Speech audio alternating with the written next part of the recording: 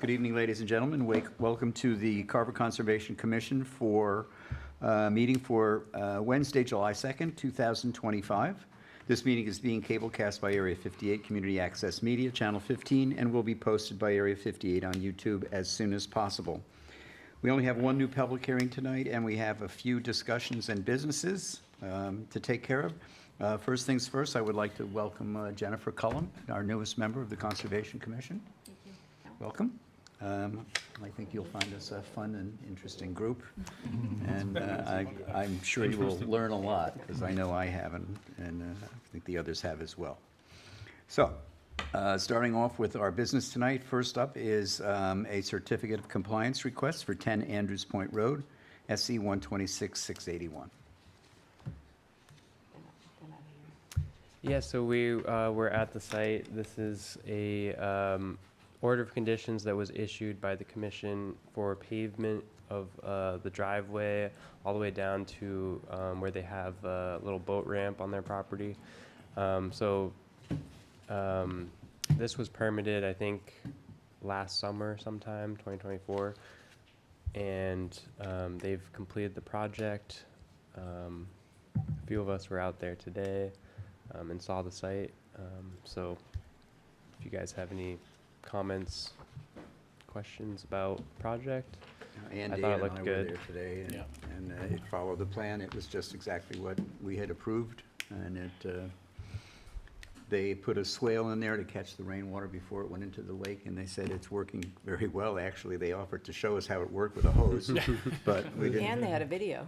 Oh, yes, that's right. So they She had a followed it video, exactly. and but it looked fine as far as I was concerned. It followed what the plan was. Yeah, it was pre-existing driveway, so it was, Yeah. it was just there. Yeah, it Yeah. wasn't new. It So, seemed like they did it exactly as specified. yeah, so I don't see any problem with that. I didn't either. Either. All right, I will entertain a motion to approve the COC for SE 126-681, 10 Andrews Point Road. So moved. Second? Second. All right, it's been moved and seconded, Dave and Ann, to approve the COC. All those in favor say aye. Aye. Any opposed? Hearing none, it is approved 4-0-1.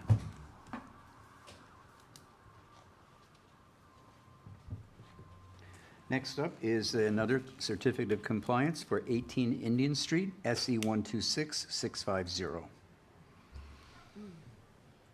Yeah, so this is a request for a partial certificate of compliance. So we had issued a permit for the construction of a house, and then they came back to us for an amended order of conditions, which was to essentially, remove the restoration component for this project, because they were going to actually do wetlands replication, and they were going to disturb the wetland. So you guys should be familiar with that. That was earlier this, I think it was this winter, that they came for us for the amended order of conditions. So we gave them approval to, rather than, going in and disturbing and replicating the wetland, to allow the house to be a little bit closer. We were on site today. I think they did a really nice job with, landscaping and everything. So the plantings are in. The reason why they've requested a partial certificate of compliance is because the order of conditions for the amended order required 2 growing seasons, and the plants have only been in for 1 growing season. So they're going to monitor the plants for another growing season, and then when that's all done, they can come back for a complete certificate of compliance. So right now they're just requesting the partial certificate of compliance. Okay. Again, everything looked good. The fence looked good. The plants were healthy. The new plants, they're labeled. They still have their tags on them from the nursery. So there's some blueberries and maples, I think. Oaks, I Oaks. think. Yeah. Oaks, right, Yeah.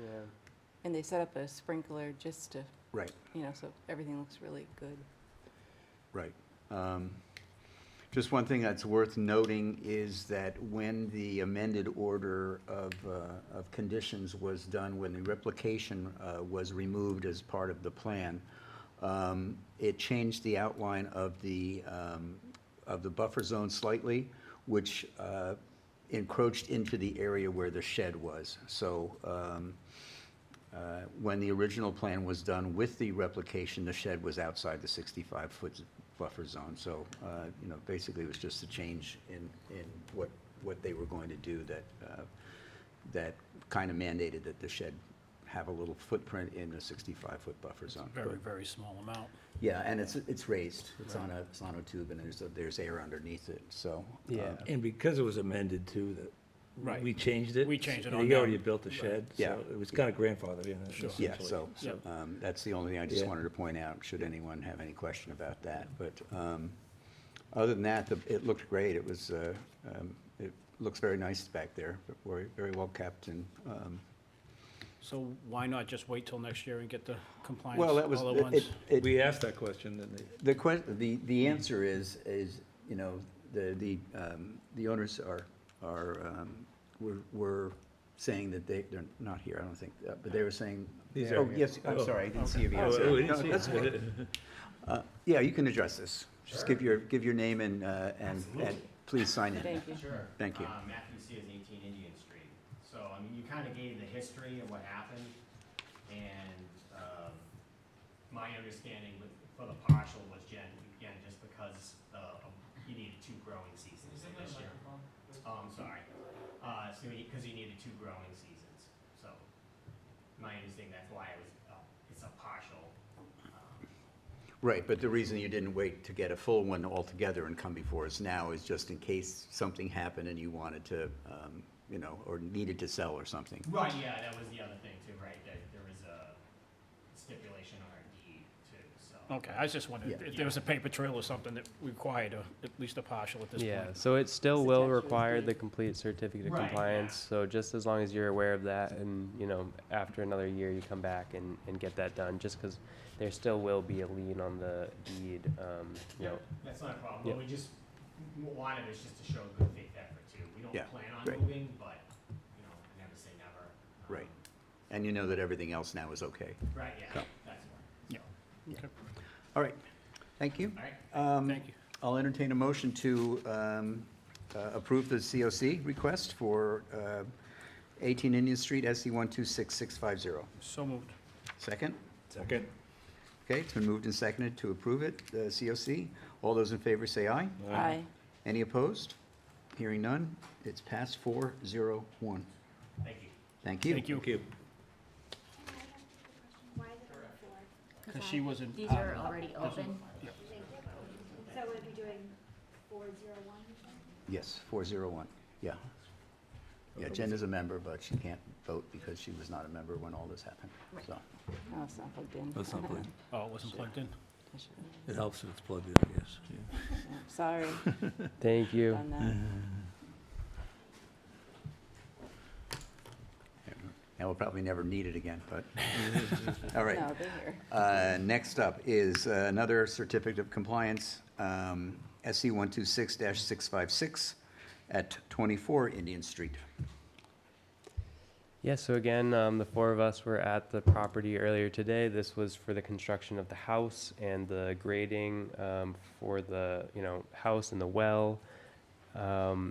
So the only part of this project that really is in the buffer zone is the well and the existing shed. The pool is in the backyard, but it's outside of our buffer zones, just so you guys are aware. And we did have 65-foot markers at this property, similar to the last property, except these ones are on posts rather than on a split rail fence. So that was all completed. Yep. Again, we were there today. It and looked you- good. Yeah, Everything was in compliance. all right. Yeah. And you were fine with it as well? Oh, absolutely, Yeah, yeah. I I think it mean, looked Carl, good. the owners are here if you have any questions. Yeah, no, it looked fine. Yeah. It was quite nice, so, no issues with that. All right, I'll entertain a motion to approve the COC for SC 126-656. So moved. Second? Second. All right, Ann made the motion, Dave seconded. All those in favor say aye. Aye. Any opposed? Hearing none. Again, it's 401. Okay, that takes care of the 3 COCs. Thank you. Thanks very much. I'll just pass them all around now, just so I can get signatures on those. Good to go. Thank you. Have a good night. All right, next up, we have a discussion of 187 Meadow Street, an agricultural exemption for a farm structure.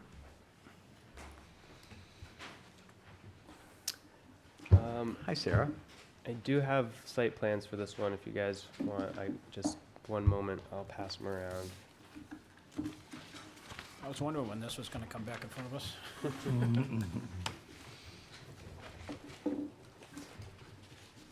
like a bad dream, right? Maybe not anymore. No, not so bad. It was, Is this one already an open case, or it doesn't have a number? No, Okay. So this is our first one here. this portion, Okay. yes. It was in front of us before. Thank you, sir. Thank you.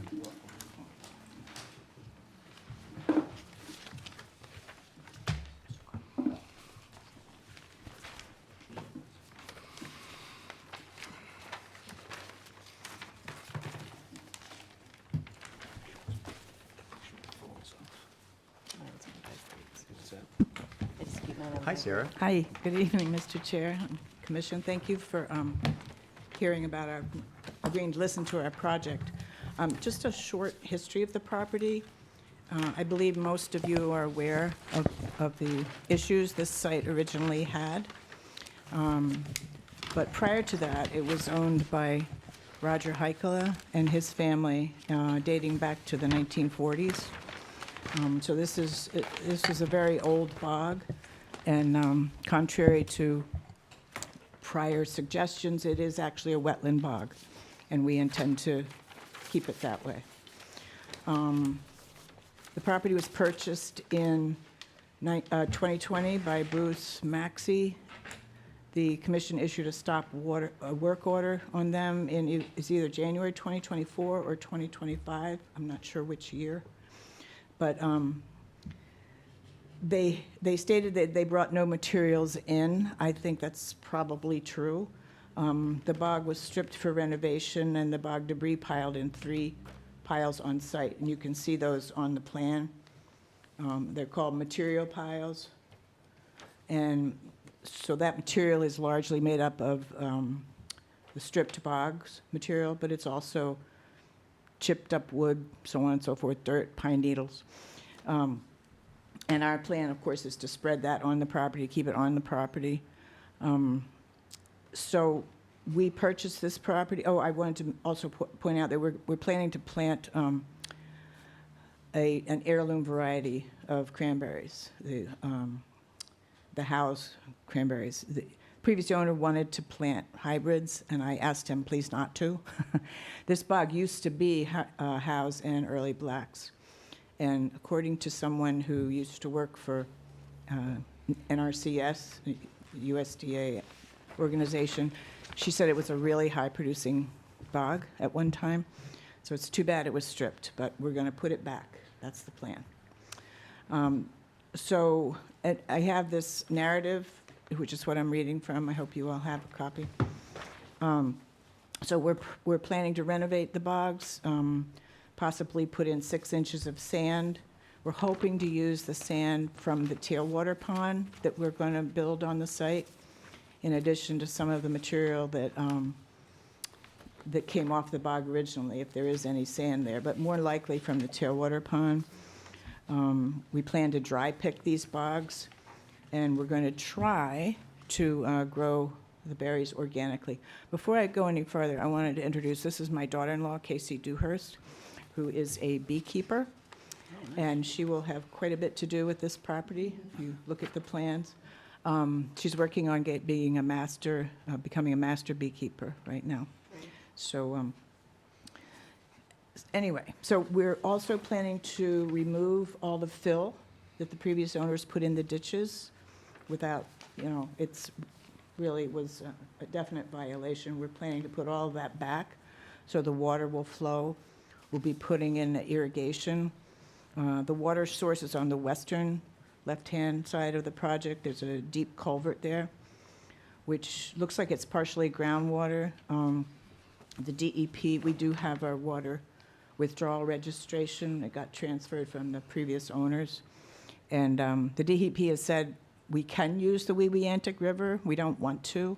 But if we needed to, we would, of course, go to the neighbors and ask permission. There's a culvert under the driveway there, but we would have to ask permission. We're hoping we don't need to do that because, as you can see, we're proposing quite a big tailwater pond. Now, my preference, having talked to a friend of mine who's a hydrogeologist, is to make that pond narrow and deep, somewhere between 8 and 15 feet deep, which apparently is more protective of the aquifer than having these big, wide, shallow areas. And as you can see, the site is pretty cramped in terms of upland. There's 3.5 acres of bog, 2.8 acres of upland, and very tight maneuvering area for the space where we had to propose the barn. It is within the 100 feet, but as an agricultural use, we're hoping that's acceptable. I did get the engineers to make it fit inside that 35-foot line between the 65 and the 100 feet, so that it's away from the no-touch zone. The septic, I do have preliminary plans for that, which I sent to Emile, but it's not quite finished enough for the Board of Health. We're going to need to ask them for a variance. We're asking only for a 2-bedroom septic, because this is not going to be a residence at all. We never want to use this as a residence. This is purely a barn.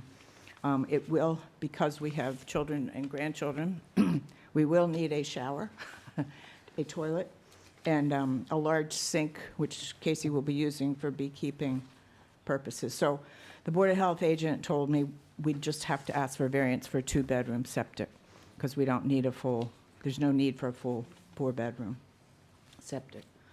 The irrigation has been taken out, so we're going to have to put that back in. We're going to need a lift pump down, a 3-phase electric lift pump down at the water source.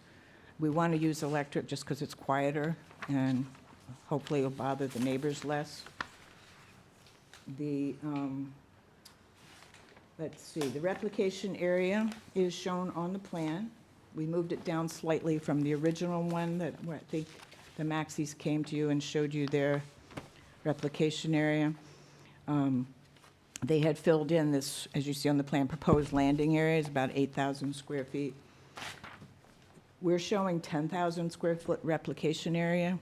And when we get to the end of this, I do have a question about whether or not any of that tailwater pond, the land around and the land under, would, in your opinion, count as replication. If not, that's fine. It would just be nice if it did. And we could calculate that. I don't know exactly how much area that would be, but we could figure that out.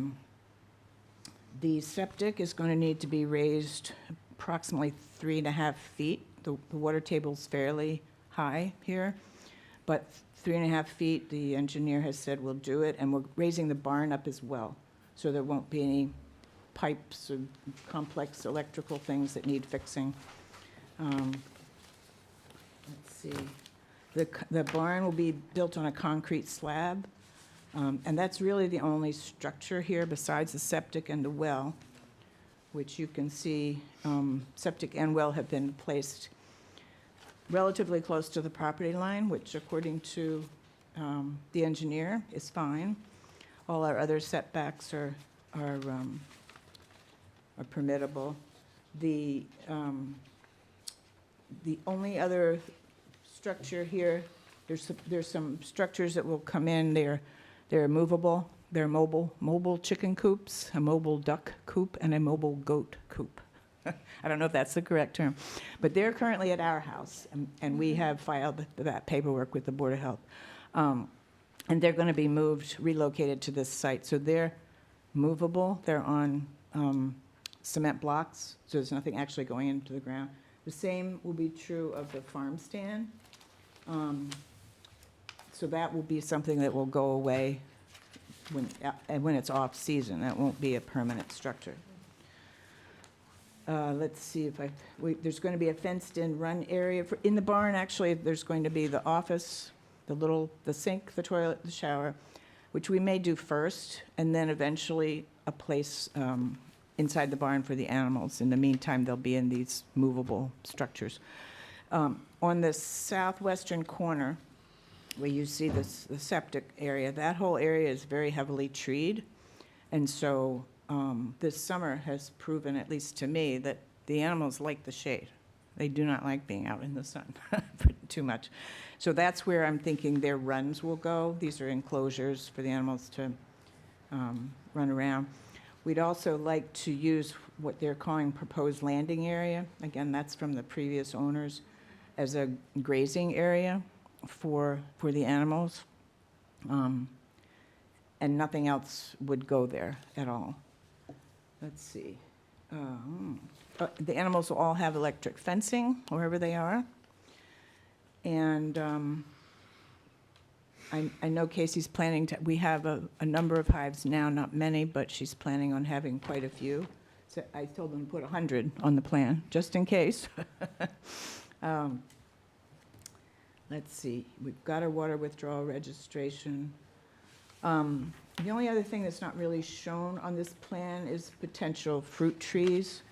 If you look at the farm stand and the 3 parking spaces, they would be headed on that same side of the Bog Road, headed west, just spaced along there, if there's room. I mean, we're not sure there would be, but that would be our intention. And the vegetable garden is shown here. It's kind of hard to read. It's superimposed over the first two material piles. And that will be 3,000 square feet. We may cut that in half too, just to start with, but that's the general area where we're proposing the garden. And this year, I think we're going to be selling honey, local honey. The cranberries will take a few years. We're going to plant them next spring, so that'll take maybe 3 years for them to come in. But hopefully it'll be worth it. And we're going to try to have vegetables. And we do have eggs, although it's a limited number. So I'm happy to answer any questions you all might have. The material I sent you, a little packet, talks about the agricultural exemptions in the zoning bylaw, Chapter 40A.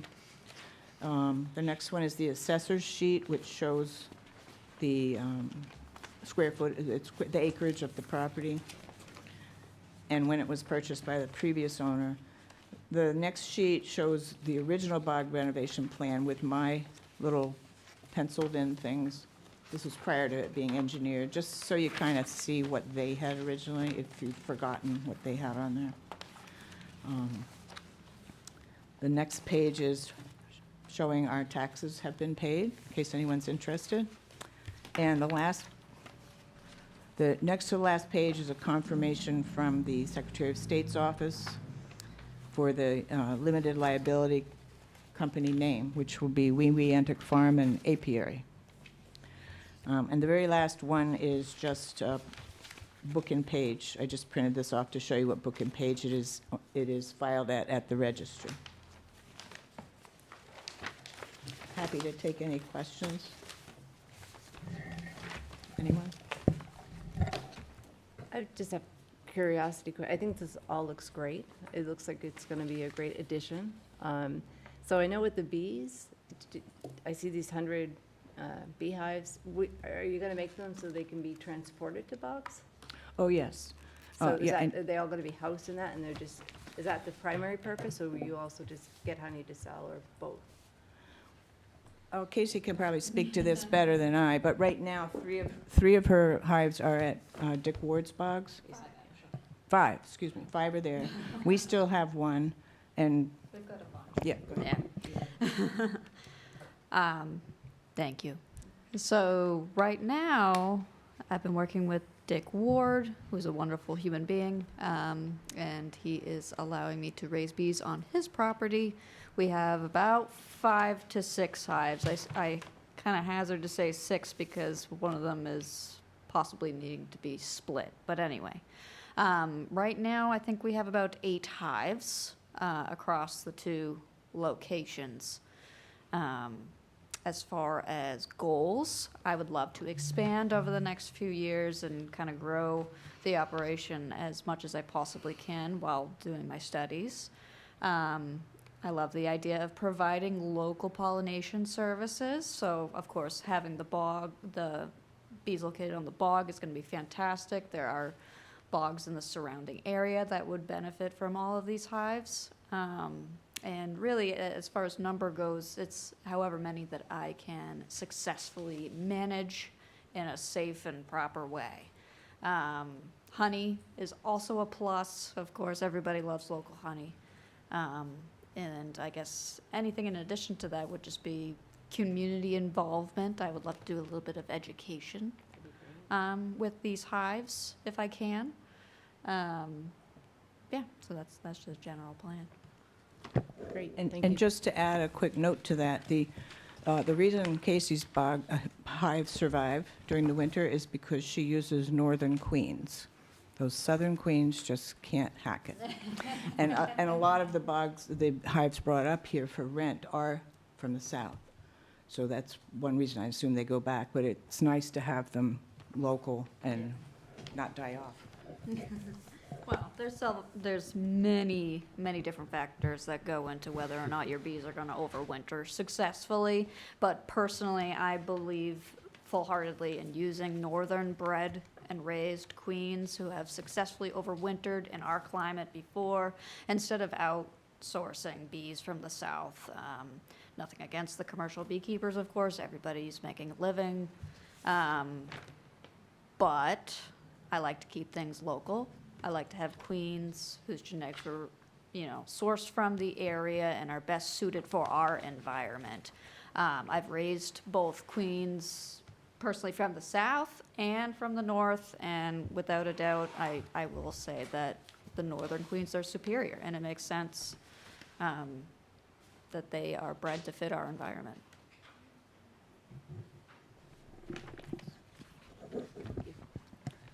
Yeah, I just had a question about the tailwater recovery area. Mhm. Maybe, could you slide that over? Yeah. Like a little bit? It's so confusing, the triangle there, just a lot going on there. I know.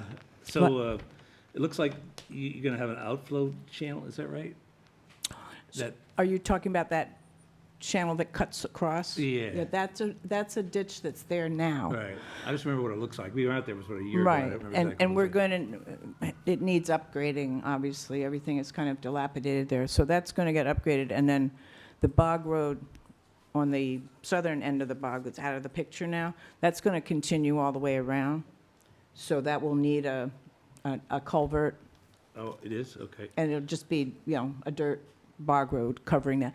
They're showing the tailwater pond as extending that far, but as I said, this is the kind of worst-case scenario, in my opinion. I'd like to have it much smaller surface area and deeper, because I think it is better for the aquifer. I mean, so the tailwater recovery, I'm just confused as to where the boundaries of it's going to be exactly. I mean, So, let's see. I think it shows as little dotted lines on your plan. And dotted or- the top dark line is the property line. Okay, and then the yeah, top of, you see the top of bank and bottom of bank? right, So right. it's yeah, between those two. If you start back here on the western part where the water source is, Right. and you see the wavy lines, just follow that all the way around. Again, I don't think it needs to be this large surface area. So as this plan states, so this whole area that has these little squiggly lines on them, that's Correct. going to be all water as a plan right Correct. now, right? Mhm. Okay. That's the plan. And so the soil or the material you excavate from that, are you going to use it, looks like you're going to have quite a bit of fill to put the barn in, right? You're bringing it Yeah, up we about- need at least 400 yards of You're fill. bringing So up at least 5 feet, it looks like to me, from right, grade. yeah, definitely. So that's where we're hoping to get that fill. The material's going to come out of there and go over there. Yeah, we Gotcha. really don't want to bring anything in or have anything leave the site. I think we can keep it self-contained. That's the goal, so.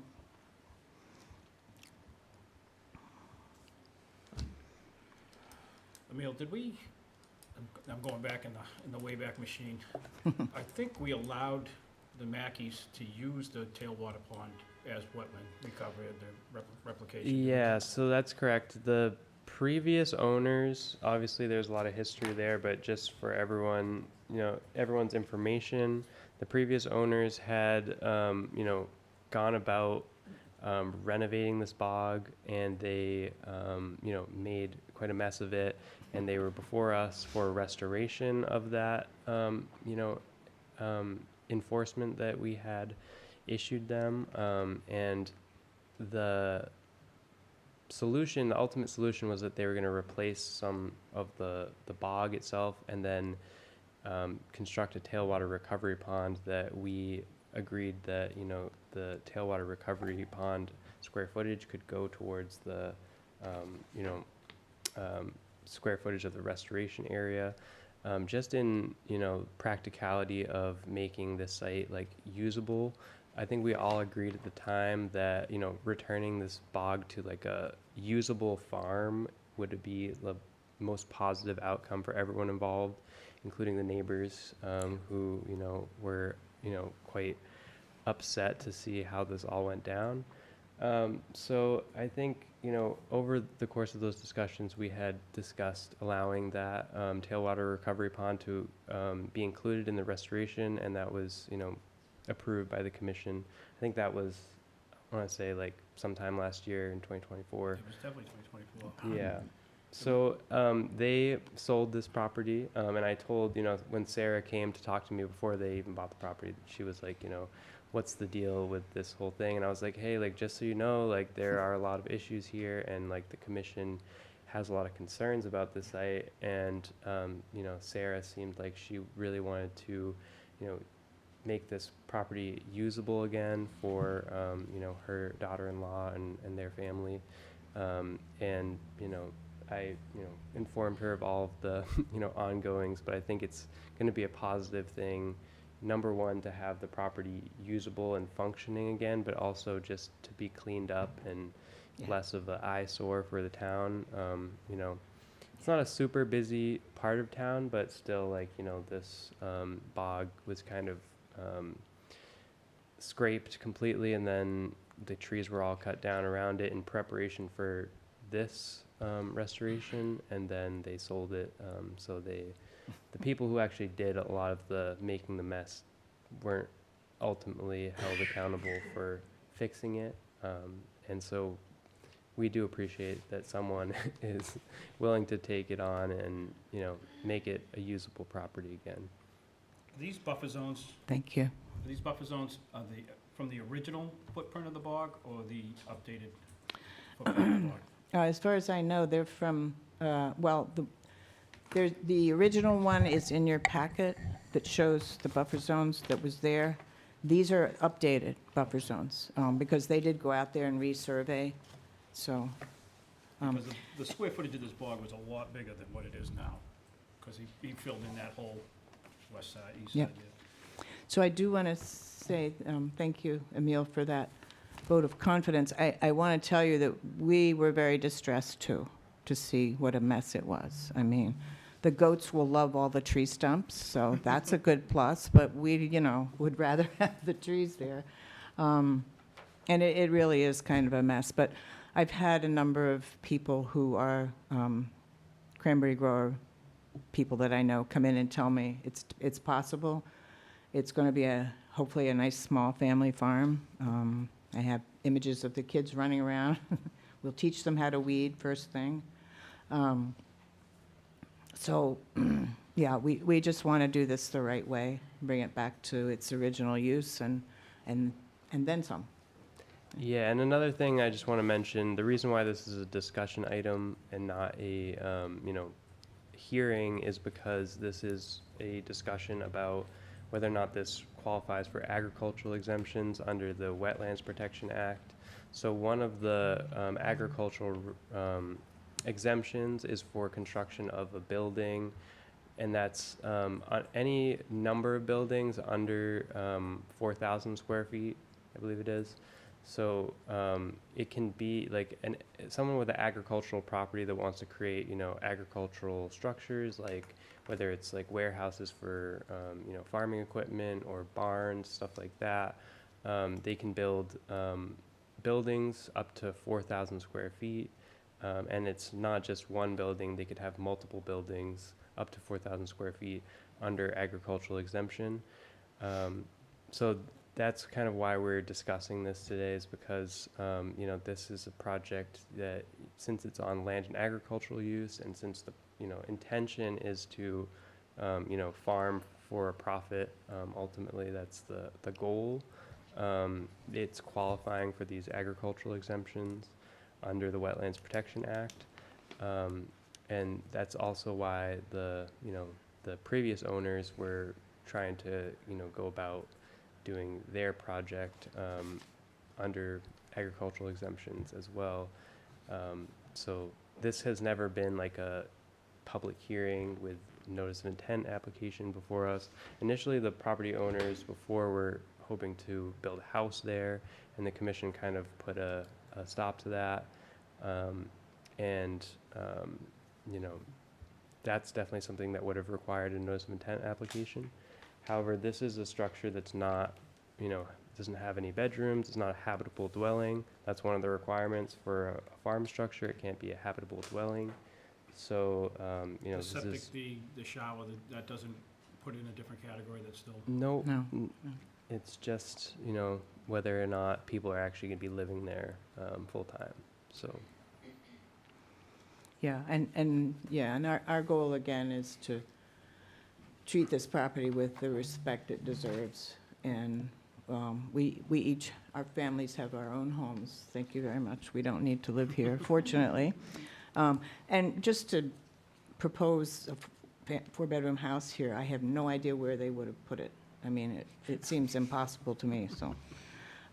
But that, again, that was never our intention. This is, and the septic, Carl, is something the Board of Health agent mentioned to me. Just presumably it'll be a minor Right. situation. well, so. it's out of the 65 and out of the 100, so. Mm. The system itself didn't bother me, Yeah. because where it's located. But I just didn't know if adding a septic system to a barn, a bog barn, changes its classification at all as far as. not as far as the Wetlands Protection Act goes, no. Okay, So if it ever got sold though, and somebody said, and I also, I'm Yeah. thinking the same thing, down Yeah, the like, road. You're not down the gonna road, hold- I you're mean, not gonna how hold would, for is there Well, some protection for that? If I may, Yeah. I've had long discussions with the health agent, and the chances are is that it will never be permitted. I mean, Like a habitable? as a home, Right, yeah. I okay. mean, Why is that? there's just no room. Where would you put it? Right, no, but I mean, somebody could just, I mean, yeah, make so, that their house, by. well, they could put their house where we're proposing the barn, but you're Right. not gonna get a four-bedroom septic. Right, I doubt seriously the Board of Health would even permit that. right, I can't speak for them, but that's the impression I got. right. It's just not, it doesn't make any sense. And You know. we don't have floor plans and stuff like that in front of us right now. I'm not sure if you guys are even at that stage yet, but Well, I drew some, but they're kind of messy. yeah. Well, did- maybe like down the road, once you guys are getting towards Sure. building the actual building, it'd Mhm. be good for us to just have those, like Yep. to see, what it looks like. But presumably, this is going to be constructed like a barn. It is. With facilities for the apiary business and the other farm equipment and Mhm. and storage of that kind. So it would require obviously not only building permits and approvals from the permitting department, but it would also be a whole renovation to create what this is proposed to change that to a house. And that would still be something that would be subject to permitting. So it's like not really for us to worry about, Yeah, and what another owner does with Right. this property. This is like what this current owner is proposing. And, we have to look at this as like what is being proposed currently and whether or not that meets the, requirements for an agricultural exemption. which I believe it does.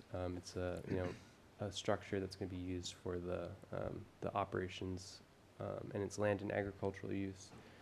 So it's qualifying, it's under the square footage.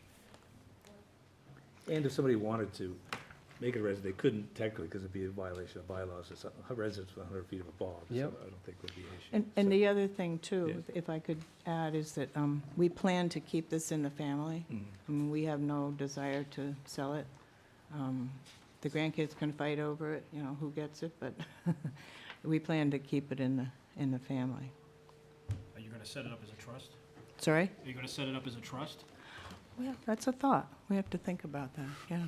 Are you gonna do underground utilities, I'm assuming? That was my I'm question. sorry? You're gonna do underground utilities, I'm assuming? Yes, I did not mention that. If we can, we've talked to our, it is in the packet. Okay, yeah, it should be in there somewhere towards the end.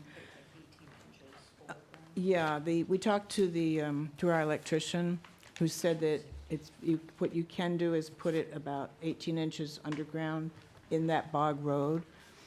And with his help, I mean, that we could do this without even going through, getting a pole or anything. The poles are very expensive, and this would be a lot less expensive. Apparently, people do this for their bogs all the time.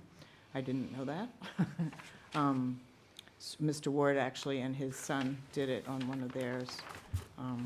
But you do have to have a licensed electrician there, so we would definitely do that, because I don't know anything about electric lines. On the north side of the bog, I see the proposed bog road, which really is just between the bog itself and the tailwater recovery pond. It seems to end at the culvert that goes to the property to the north. It does, and I did not notice that. So the bog road on the south goes all the way up. Yeah, so it doesn't actually end. He does connect It it, wraps it's just- around the whole bog. Yeah, it's hard to see. So part of that exists, like the existing part goes up to where the trench is. Mhm. But then the part that's proposed, essentially, this was proposed by the previous owner as part of their plan. Mhm. It's where the new pond is being built, they're gonna make essentially like a berm that's between the pond and the bog. Right. Whether that's possible structurally is something that, you guys will have to like explore once you, Well, begin that. I Okay, did so- run that project, by the but- engineer, because that was a concern. I don't want something that's going to collapse, and he did draw it there, it's just hard to see. Yeah, so if it's not possible, then obviously, you just have to have one access road. Yeah, we would prefer to have two, just for safety reasons. Yeah. So So just south of where the hives are, where it says pathway, that actually is an existing bog road? Yep. Yes, that's it is. existing there, Yeah. And you're going to keep it like that and Yes. connect it, so it's a well, we loop. may mow it, but, Yeah, but, well, I know. Yeah. But you're going to connect it to the proposed bog road, so you have a loop all the way around. Right. And we may use the goats to mow it. They're very handy that That's way. good. Just Okay. please keep them out of the water. Oh, yeah. Don't worry. Yeah.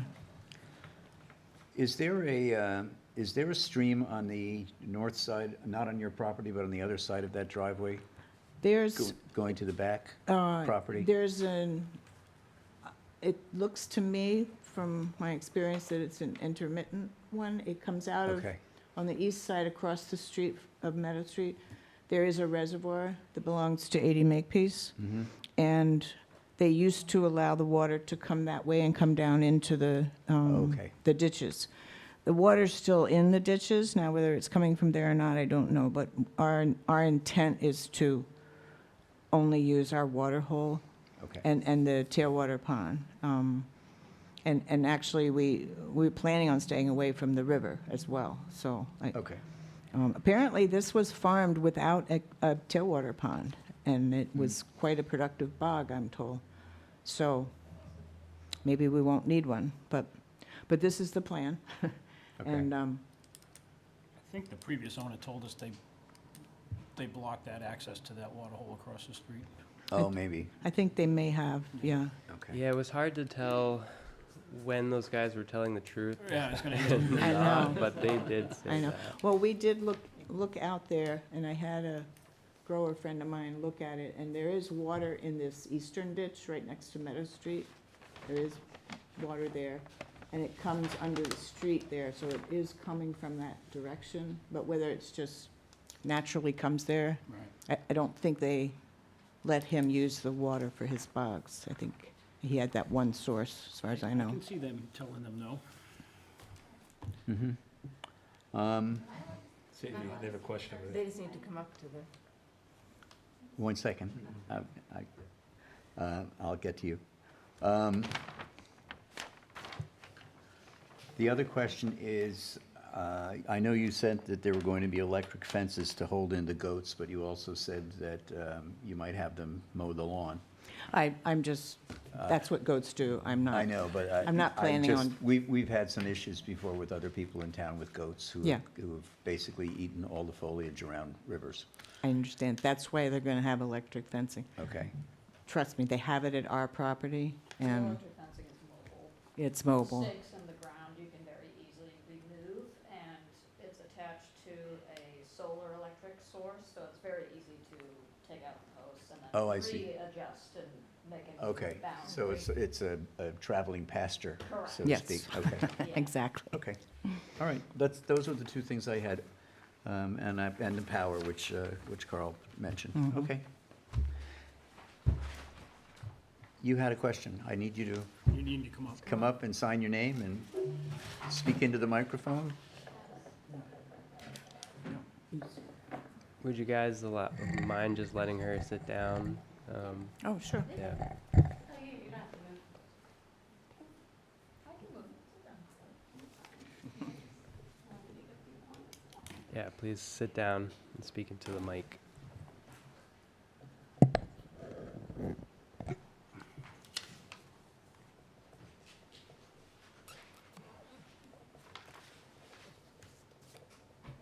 My name's Lauren. I live at 185 Meadow Street, so future neighbor, or current neighbor. You were talking about the water. The property has been an abandoned bog for over 20 years. So when you're talking about the water, I could speak to that. The water that is currently they do have a reservoir in the back. There was a pond right here. This fills in with rainwater. As you can see, the property completely submerges in water when we get a lot of rain. There has not been water flowing since I've lived there, and I've lived there since 2016. The house was built in 2010. This bog has been abandoned for 20 plus years. So that's my biggest concern, is it has not been in any sort of agricultural use for that long. So my concern is with the exemption and not having to file the proper, as you saw with the previous owners, they got away with a lot, which that road that you're talking about, that was built illegally. Originally, it was never there. But because they did it, that became the reason how it was agricultural, because it showed that they were doing work, but they were never supposed to put that road there. So that's just my biggest concerns. I like the plan. I think it's, an improvement from what we've seen. But there's just been so many things that have been done illegally and not through the proper channels. I've been in very close contact with the DEP. And because things were done, then it's oh, well, it's already there. So now that's been there. So that's my concern, is with the bog road going all the way around, that was already filled in. That should have never been filled in. It hasn't been fixed. The area over here has been filled in, and it seems like part of it's going to be fixed, but it's still not filling in and getting back to the original where it was back in 2020 before the Maskey brothers purchased it. And then I understand the barn, but it seems like it's a really big barn with a septic, which we went down this road before, where it was, you start to get some approvals that then turns in, once there's a new owner, it gets passed, like you were saying with the septic would be my concern as well. Because I get you need a bathroom and a sink, but why is there a shower for the barn if you're not living there? But All right, well, first of all, I just want to point out that the septic system is outside of the 100-foot buffer zone and therefore is not within our jurisdiction. That is Okay. completely a Board of Health okay. issue. So it's something that we don't have any say in here. The second thing I just want to say, kind of from a personal standpoint, is that I don't know how familiar you are with Ms. Hewens, Mhm. but No. Sarah was the commissioner of was the town conservation agent for many years. My house, And- awesome. And, you know, from my Before I personal, moved. I've known Sarah for quite a long Yeah. time. And I would say of anybody in this town, there was no one I would rather have own this property than Ms. Hewens. That's good to hear. So I think that this property is in good hands, and Yeah. as far as following the rules and doing the best possible job that can be done to restore this to the way it was and probably what you're looking for, Ms. Hewens is the person I would want to be in charge.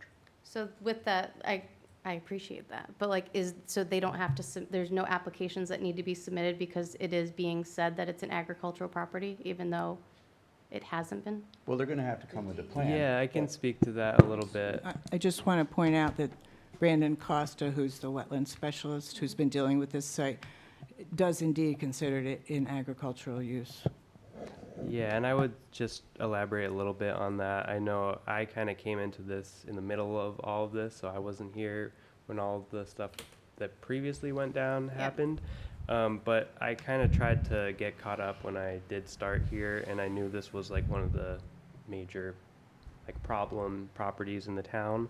And so initially when, you know, they came for their, you know, bog improvements, they were told by Brandon Costa from the DEP that the property was in agricultural use because they had been maintaining it. Whether or not they were actually growing stuff there, they were, according to the DEP, they were maintaining it. Where they got into trouble was then they went and renovated the bog and they started filling in, you know, they filled in the bog They brought in channels, they sand and brought in, they brought in stuff. like, you know, Yeah. a road into the property, and that was in part of the bog. So you're totally right, like a whole bunch of stuff happened that, you know, should not have happened. The maintenance was that road on the left that they created. That's what they considered the maintenance, because I talked to Brandon and- very closely about Yeah, that. and also what Brandon told me was like cutting down vegetation that was growing in the bog. Yes, Because, was all removed. you know, that's what happens when a bog gets overgrown, vegetation gets grown in there. So there's a certain time period where if you maintain it, it's 5 years. Typically, if you maintain it at some point within that 5 years, apparently these guys provide some proof to the DP. Again, that was before I started here, but, you know, the property is considered to be in agricultural use because of, you know, for those reasons. So when they purchased it, it had already been abandoned, though, for 5, 10 plus years. So Yeah. wouldn't that have made it no longer agricultural? You would think so, and I don't know Because it the was abandoned for exact, 15 years you know, before they history of purchased it? that, but, you know, again, I came into this in the middle of this, but when I came into this, which was in 2024, the property was considered to have been in agricultural use based on the DEP's like examination of that, you know, maintenance that was done. I wasn't around for the past 15 years to oversee that, though. So if I may interject, Mr. Heikla, the former owner of this bog, was indeed alive in 2010 when Lauren's house was permitted by the Conservation Commission. He did maintain the bogs, I know that. I don't know when he passed away, but it was sometime between 2010 and 2020. So that's, you know, I know that he took care of it.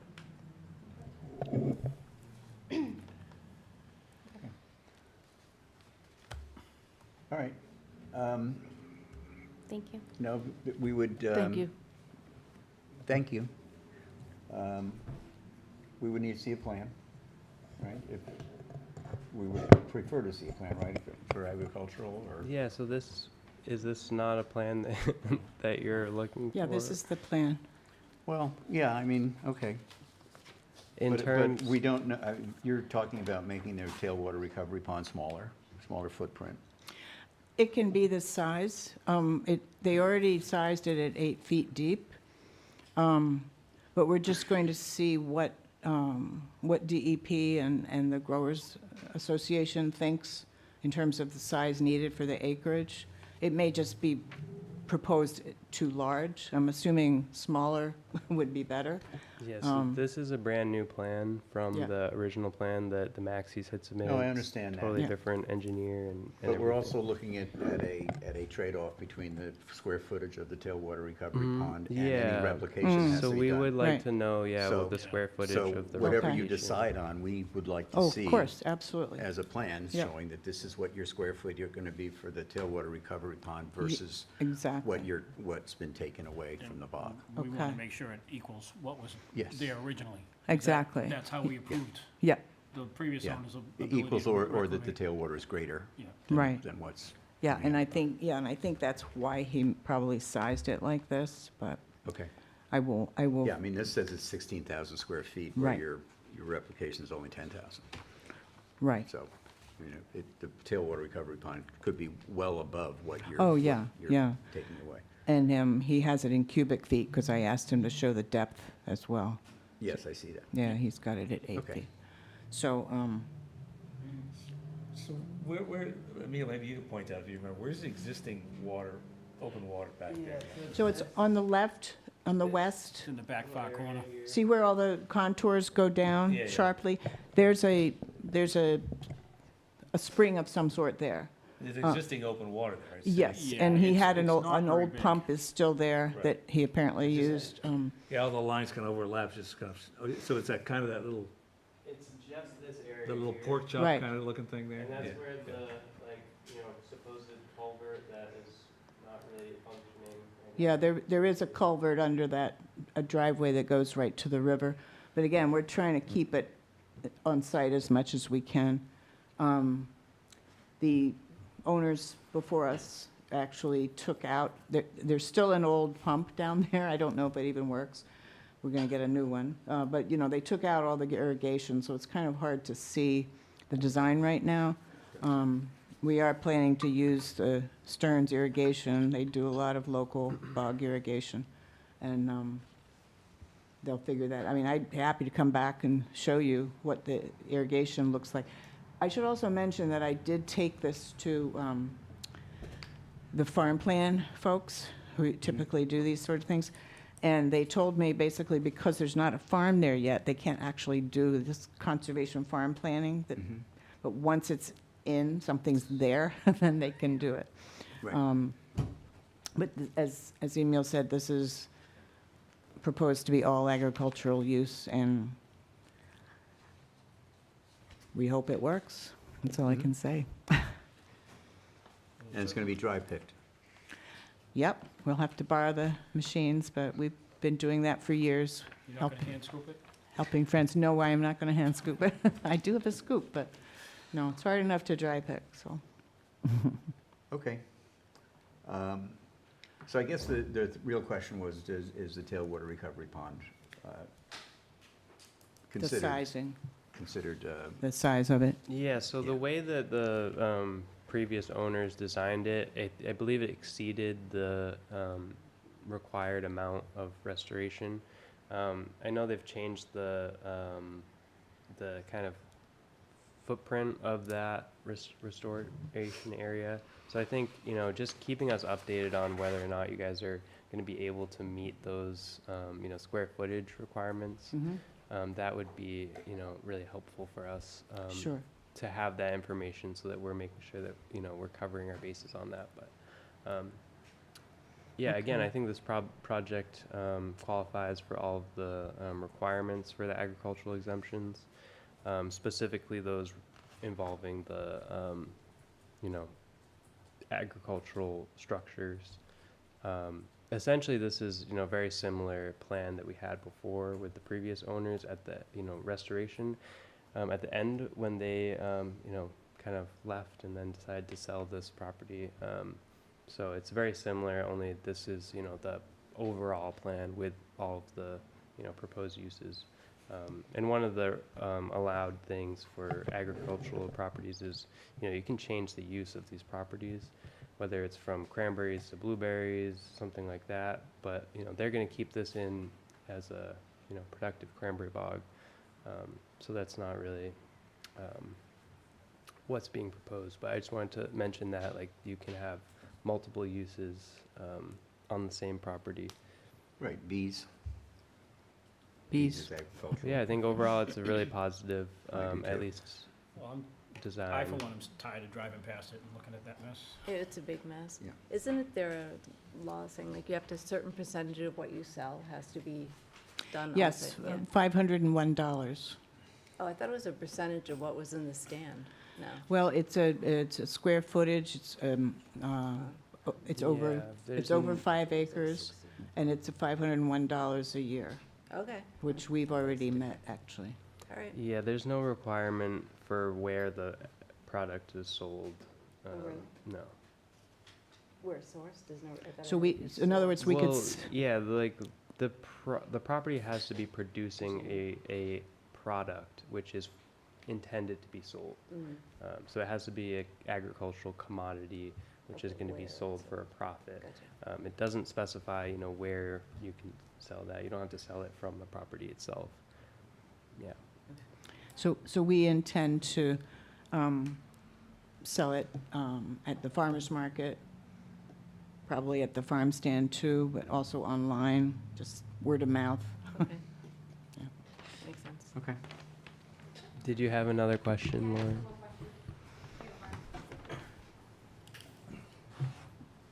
So I know you said it's approved for agricultural. So is there still need to be a request for a determination application submitted for it? No. That does not need to be No. signed and approved from Mass DEP and the Conservation Committee? No.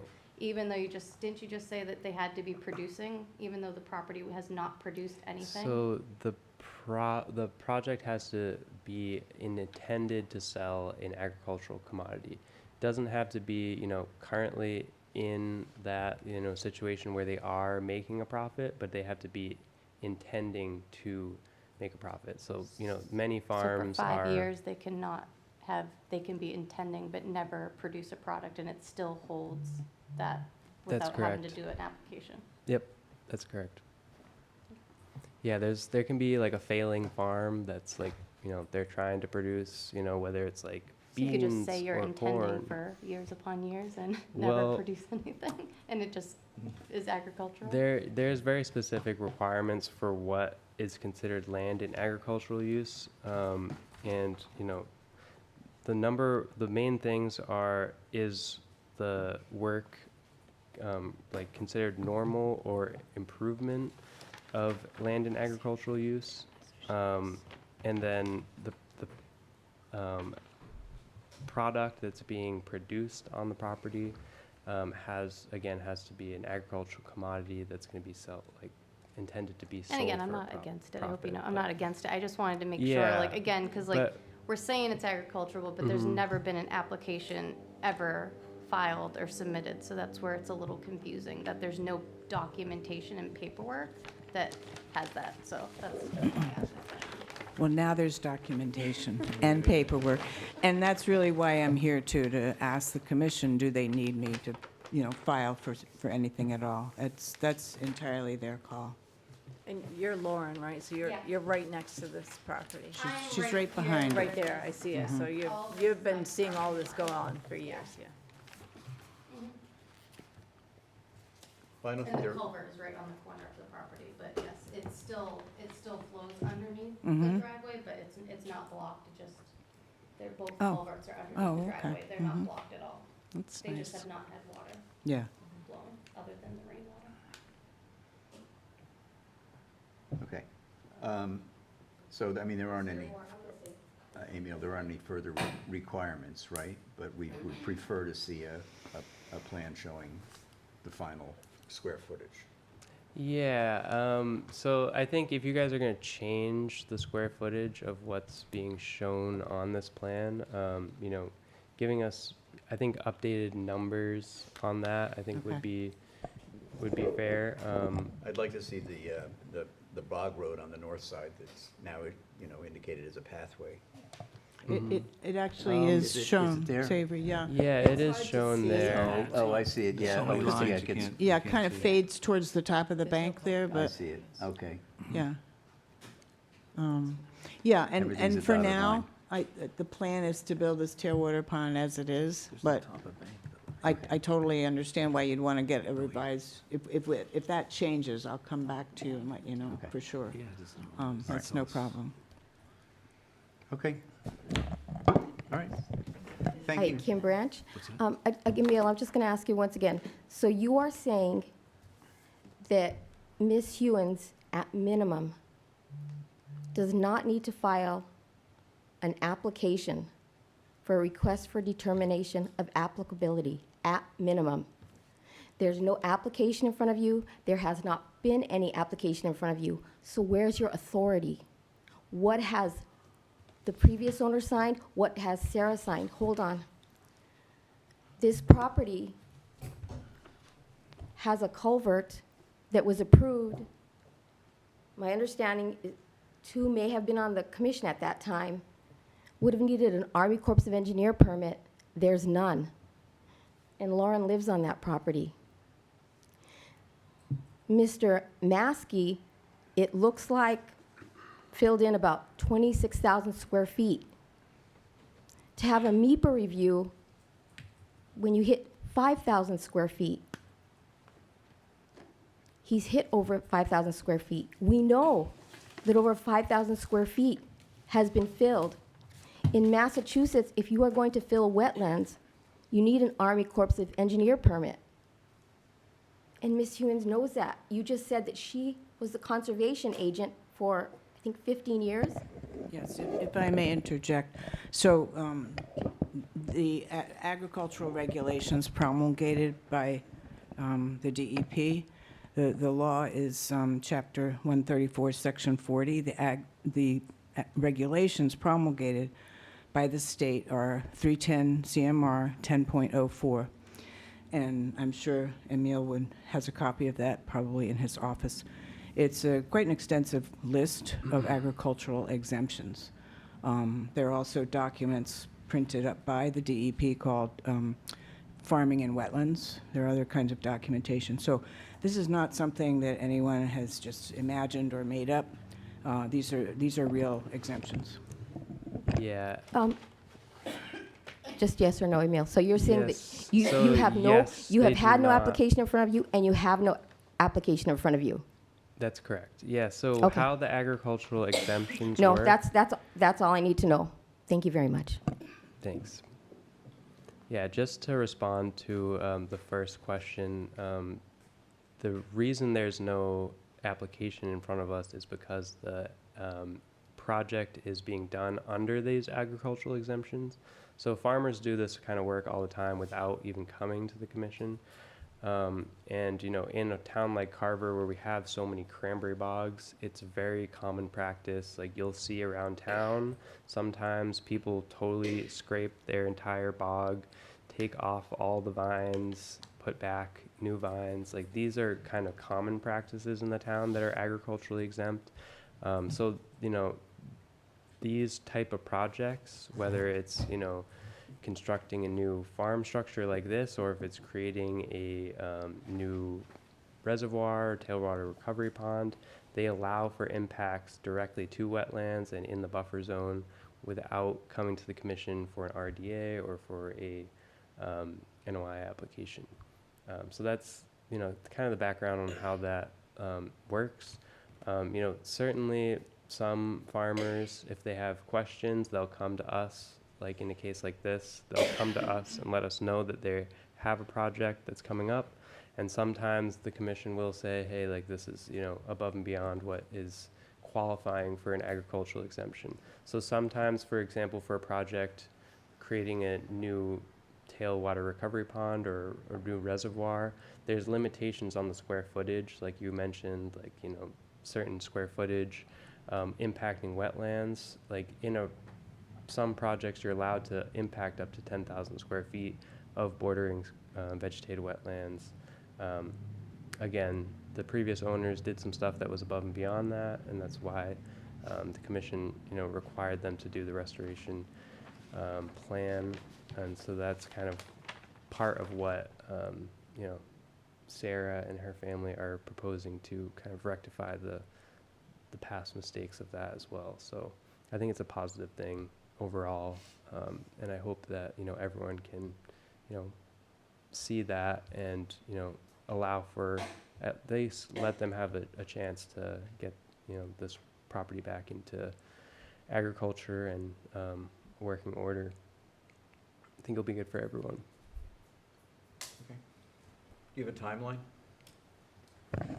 Yes, we want it to start in April. So that's not happening. The very first order of business is going to be, I have someone lined up to smooth out all those piles and essentially place them where the proposed barn is going to be. Okay. Stake everything out just as soon as we can. I mean, I've been waiting for a plan since April 18th. So we finally had to switch engineering firms, and these guys came through. So as soon as we can, that's going to be the first thing. I'll ask Stearns to design the irrigation, the main channel and the side channels, just as soon as we can. The septic and the well, they'll be going in next. And then the barn, my husband and son are planning to build. And it may go up into kind of pieces. The working sink and so on with the office may come first, and then add the animal stalls. So if you want a layout of that too, I can actually send that as well. It's pretty simple. Might be Lots of consider storage that. area, Okay, room for a tractor. all right. Anything else, anybody? All right, thank you. Yes. I'll let you speak. This is not a public hearing, so, just so you know, but I will let you speak. I So- appreciate your, I'm Emily Stile, and I am the other neighbor, alongside Lauren. And I'm at 195 Meadow Street, and I just want to say my appreciation for the stewardship of the commission, and Sarah, of the stewardship that you are investing in this. The details involved are an array, and I appreciate attention to all of them. So I have lived here for 10 years and have witnessed the public service of Sarah Hewins, and Savory, I share in your respect for her integrity, and I wish her well in terms of this renewed stewardship for this land, and I thank all of you for your service in tending to matters such as this. You're Thank welcome. you. Thank you. All right, thank you, Sarah. Thank you.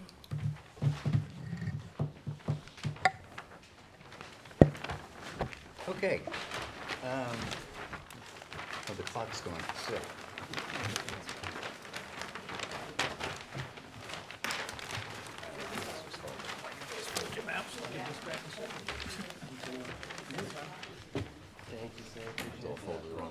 All right, moving on.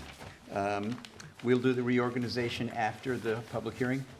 Is that okay? Yes. All right, and we'll do the minutes then, too.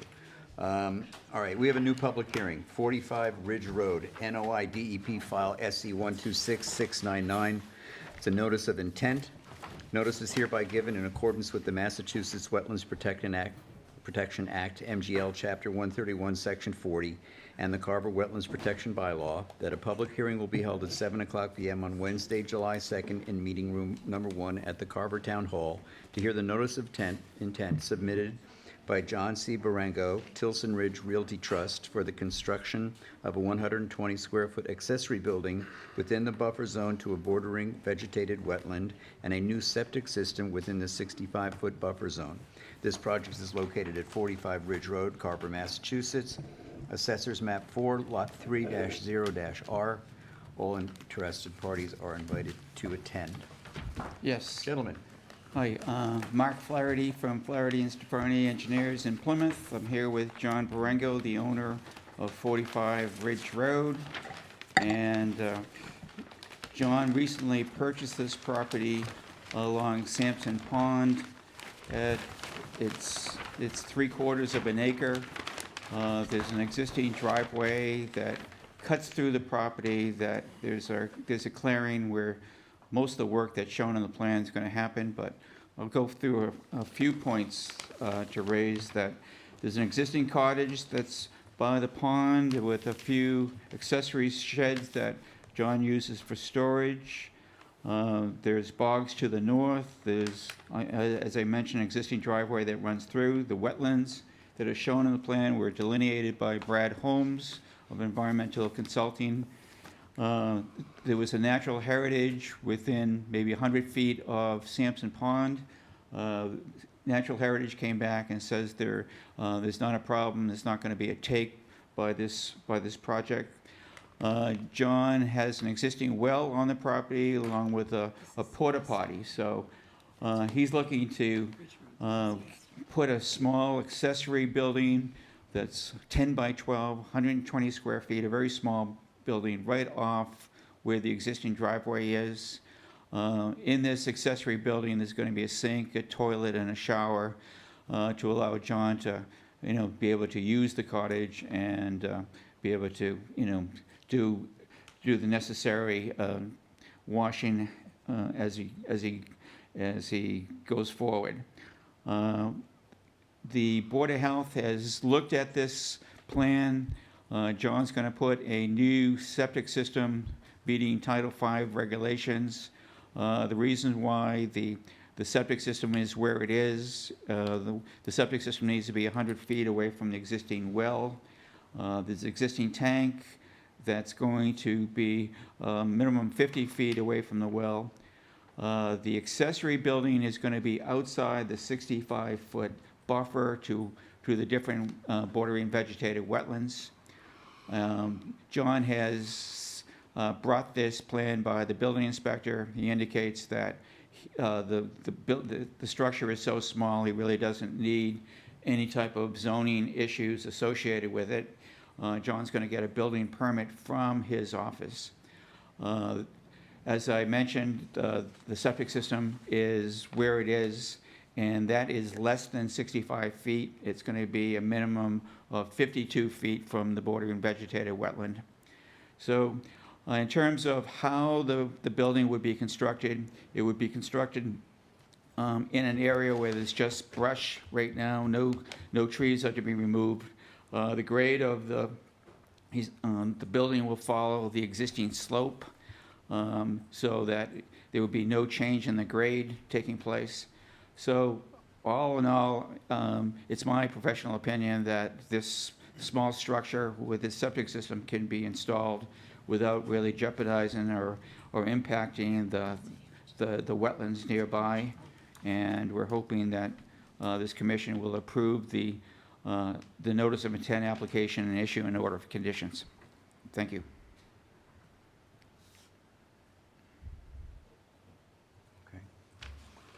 Again, we were out there today, Ann and Dave, and myself, and Emil, and we saw the property. The first question I have is that how are you going to? I mean, it's on a pretty steep slope where you want to put this building. Yeah. How is that going to be? So built? he's going to put a foundation in it with it's almost like a walkout. So picture. Okay. So it's in order to it's not going to be level. He's going to use the grade with the walkout, and so the lower portion of this accessory building will where the well pump might be and just other utilities in that lower room. So there'd be a first floor where the showers are, then the bottom area where the walkout is going to put his utilities. So in order to build that foundation, will you need to cut into that slope? Well, you're going to have to at least have a 4 foot of frost protection. So even on the walkout side of it, there will be a foundation that extends below 4 feet below that walkout grade. Just like a typical on a house with a walkout, it's. And you're going to be able to do that without removing trees. Yes.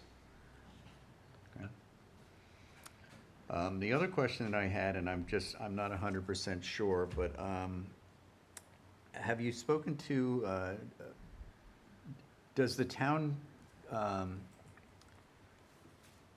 is Ridge Road a town road?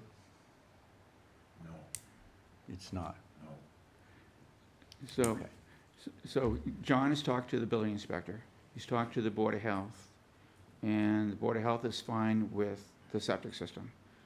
He's paying taxes on 3/4 of an acre. It's just like a remote private road. But it goes all the way through to Mayflower, and it is Yes, called Ridge Road, and it yeah. does have numbered homes on it. Yes, that's correct. So I'm this- wondering if it is a public way.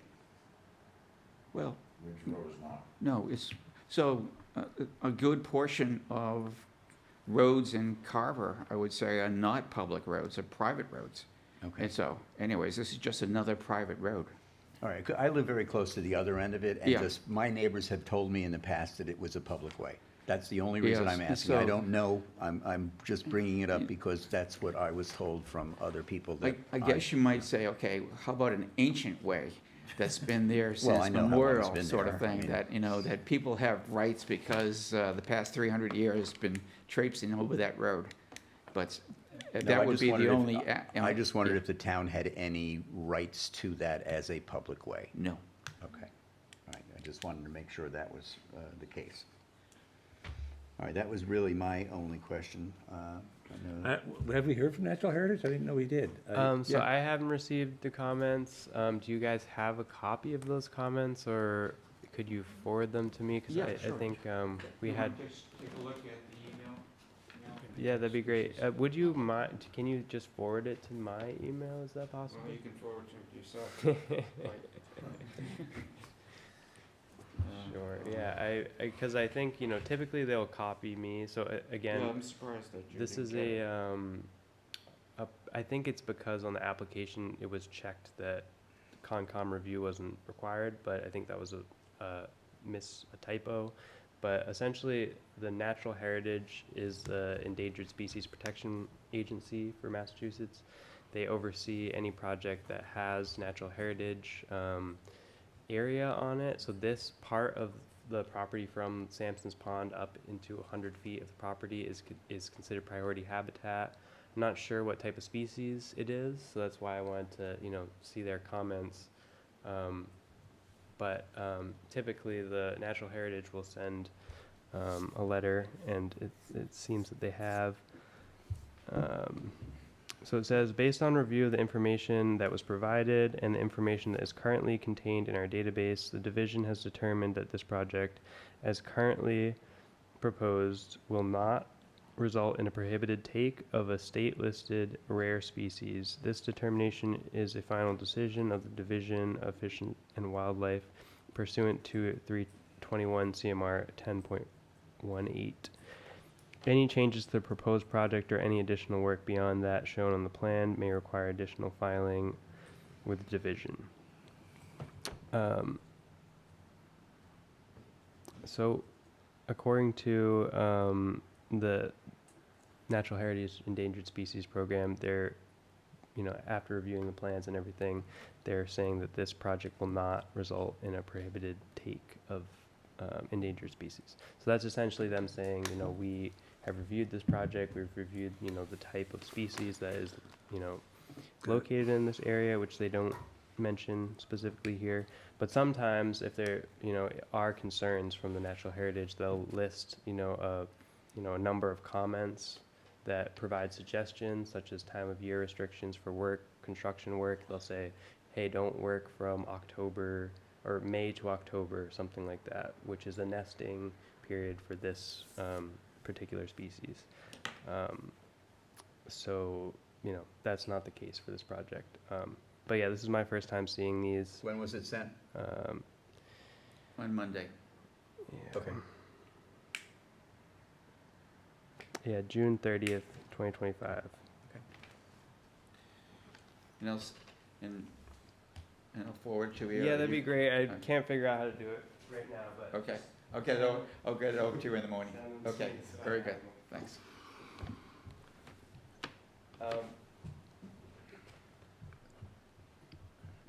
Yeah, I guess One question that I had, I think you mentioned that the septic system, the leaching field needs to be 100 feet from the well. And I was just wondering, there's kind of a section, it's kind of in the road layout that's outside of our 65-foot buffer. Would that have been a possible location for the reserve I area? looked everywhere in Mill, and that is where that septic system, that leaching area is sited, is right in that little gravel parking area.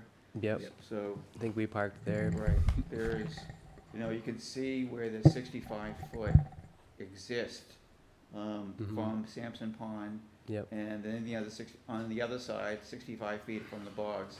And there's a little bit of a wedge, you see how there's on the heavy lines that are on the plan? Yep. That is the only area, that's the outside of 65 feet. So there's no way I can get 100 feet away from the well and put it in that little 65-foot wedge. Okay. Yep. That was my only question. Is there any other kind of septic system that you can put in that doesn't have a leaching field within, like a tank that you could just pump out periodically rather than having a leaching field? So the DEP, through the years in Title V, has really frowned on holding tight tanks, where the water goes into a tank and you ask, every so often, you ask a pumper to come out and pump it out. So they really refrain on issuing a holding tank. And the reason why is holding tanks sometimes aren't maintained. Right. And people do certain things to those holding tanks that are not legal. So this would be a conventional Title V septic system. I will note that where the septic system's going is 16 feet above the pond and above the bordering vegetated wetlands. So it's going to be high and dry and not near the water table where we're siting this septic system. What about others, like kind of like aerobic septic systems, where you have air system pump in there to make sure that, because we normally don't like to see leaching fields within 65 foot of wet, and you have two wetlands here that they're overlapping. Yeah. So we just, to There- minimize. There's any- nothing, I've been at it since 1988, and there's nothing other than if you have a compost toilet, you need a backup gray water system, and there is no other system other than a tight tank. There's no aerobic, like you pump air through the system and it. No, well, you might be talking about a denitrification type of system, where you have blowers that blow air into the system itself, and it drives out the nitrogen. So this small structure that's just for a sink and shower, that's going to be just used on a seasonal basis, it doesn't seem like it's going to impact the wetlands around it there, David, in terms of yes, it meets Title V because it's more than 50 feet away.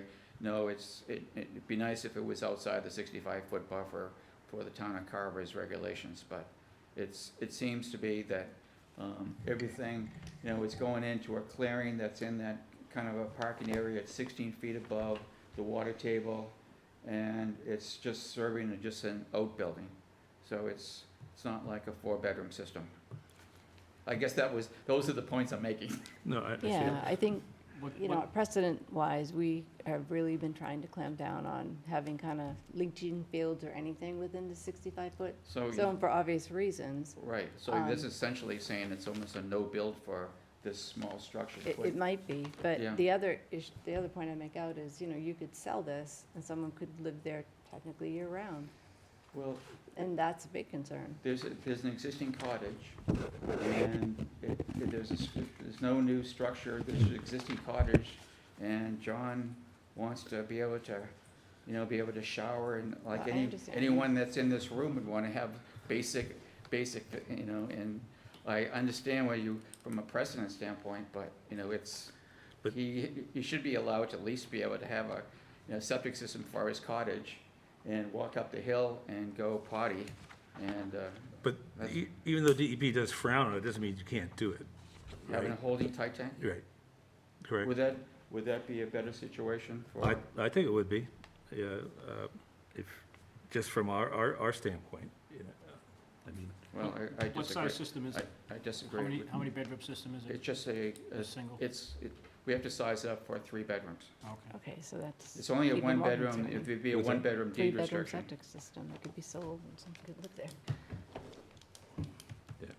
So, I mean, we have to think of the long-term use of this property. It's a 3-bedroom septic system, someone could, No, so there would be a deed restriction at the registry of deeds, only allowing 1 bedroom for this facility.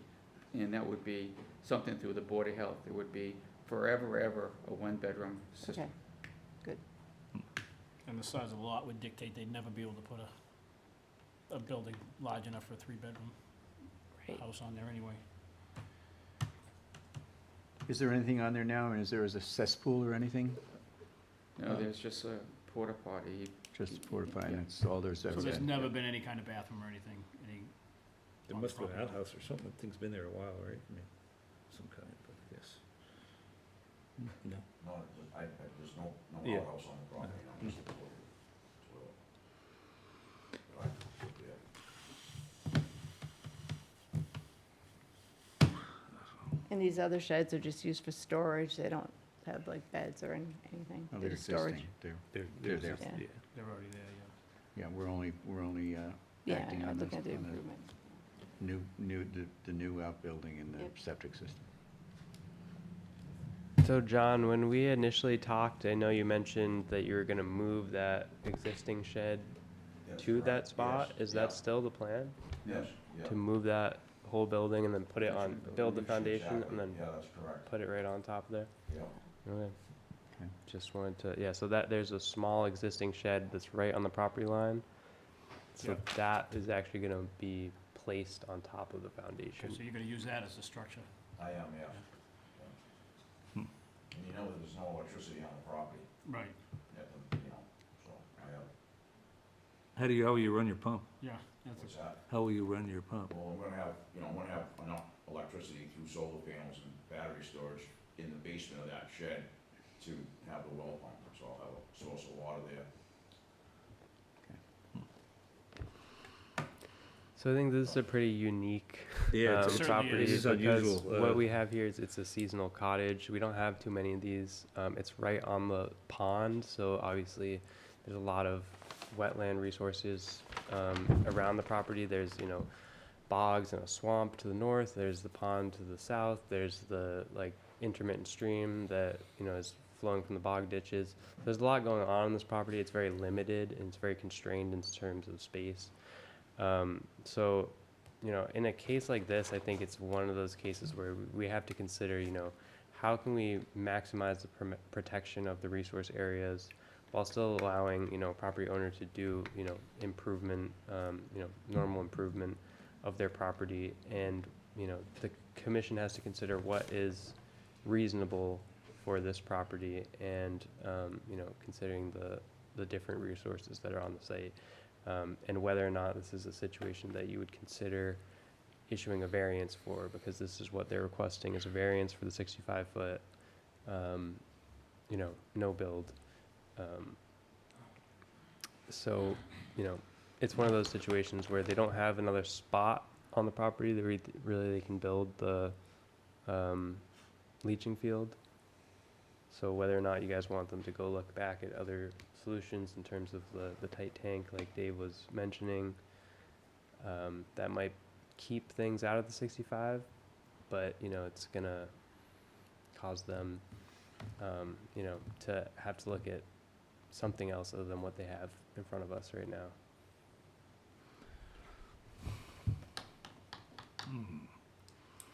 It's a tough one.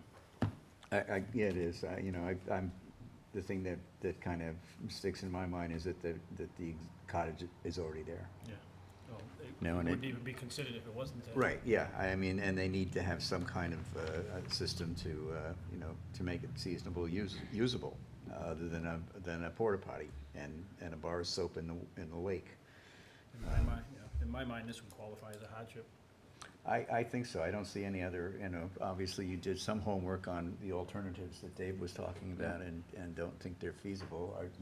What do you think? I mean, Well, I think I think it should be looked into, you know, I don't know, I mean, I don't, not that, I do, and if they come back and say there's nothing else available, So, I've been in business since, I started Flaherty and Stefani in 1988. Before that, I was with Norwood Engineering in 1983, so I'm at it for 42 years.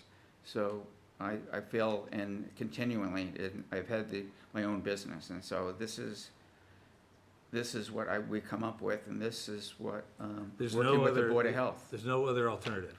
Tight tank or this leaching The tight system, tank. yes. Those are the only two things Yes, available. the only thing available. A compost, you have to have a gray water system that has to have a leaching system that would have to be 100 feet away from your well. Right, right. So- I'm not far off from what you're thinking, Dave, I just don't think the tight tank is the way to go, in my Why? opinion. Why not?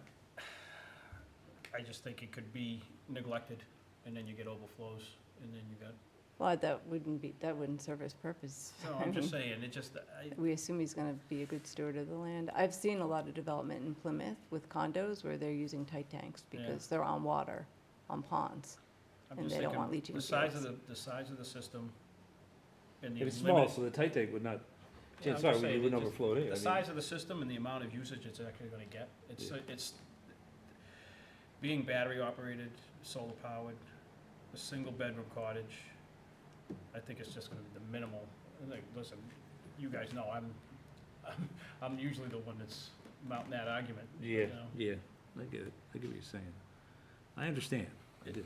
Yeah, Dave, you mentioned when we were out there today that this was a unique archaeological, Geological, Yeah, it is, yeah. it is. I It said is. archaeological, Yeah. geological Feature. feature. Yeah.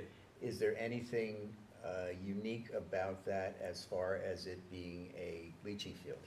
No, it's just nice, clean sand and But I high mean, transmissivity, you know. the fact that it is higher, and as the He's gentleman talking about the stated, ester. it's, you I know, think. Esker, yeah. Esker, It's an sorry. esker, yeah. Right. It means the sand there is high transmissivity, I mean, water's gonna flow through it really quickly, right? okay. So it's good sand, you know, it's well-sorted sand. So, I mean, that's my concern, really, that's why I was looking at it, you know, in that way. But The fact that it allows for quick percolation. percolation, okay. Right. He's a geologist. so. But that's, it's still, we just have a lot of overlapping buffer zones here, and it's a real sensitive area. I don't know. Just seems though there's gotta be something else we can do, you know, without restricting them and not doing it, allowing it at all, you know what I mean? I mean, so, I don't know.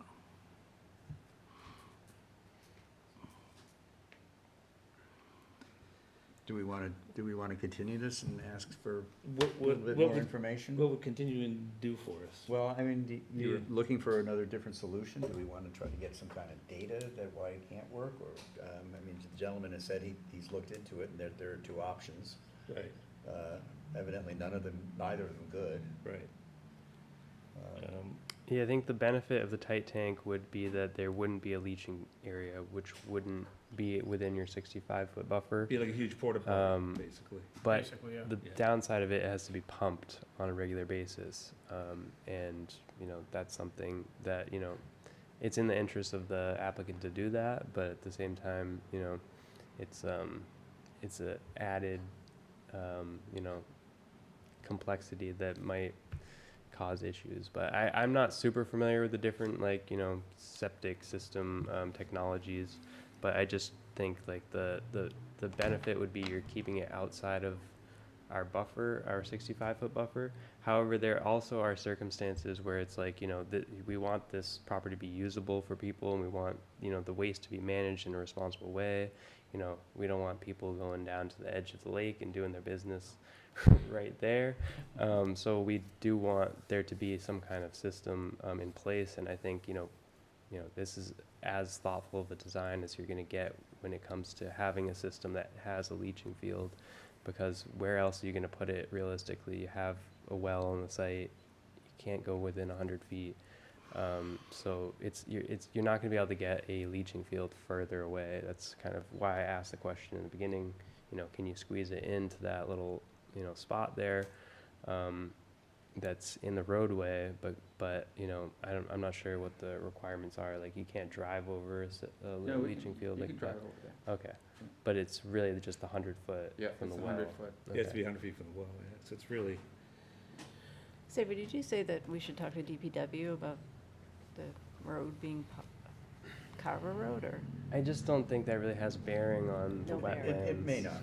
It may Yeah. not. It may It's just a not. question that Is it I. something you To heard? be an accepted road, it'd have to be a certain width, and, you know, there's all kinds of yeah, Right. that probably Things said that Okay. make it an accepted public road. Yeah. Right, It's I'm just probably a going- right of way, I'm just it's going- probably a legal right of way. Yeah, maybe. I'm I'm just sure going it's by not, what, yeah. Accepted Carver Road. because at one point, I think a gate was put up and it was deemed not to be legal because it was cutting off a public Think way. you're ever gonna see a snowplow go down? Well, even no, even I know. private roads, like a Yeah. fire truck has to be able to access, Right. Right. and that's probably why you can't. Have I a guess the gate. question here is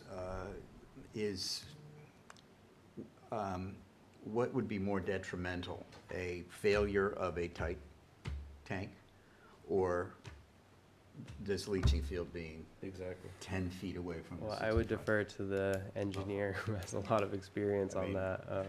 You know, So- if a tight tank were not to be maintained and were to overflow, So what, you know, Title V, in its wisdom, has a setback of 50 feet from wetlands, from ponds, from bordering vegetated wetlands. And so it is within the regulations of Title V. So in their wisdom, they felt like 50 feet is inadequate in terms of providing a buffer to wetlands. That's all I can say at that point. right. Okay. In practice, you know, I just feel like a holding tight tank over time, the state of Rhode Island will not even entertain any notions of a holding tank. It's illegal down there for the reasons I just stated, that people don't maintain it. They take a sledgehammer to it and says, okay, it's good enough. And so anyways, I just feel like I mean, they make it into a cesspool, basically. Basically, yeah. turn it into a cesspool, Right. yes. Okay. And this is at the highest point of the property by the look of it. Yes, it It is. is, Yeah. yeah. You know, So you do add a little bit of, because it's higher. Yeah. Yeah. Yeah, I understand that. So in my opinion, I think this is the better option of the two. I tend to agree. I think that this is a unique set of circumstances for an existing cottage that,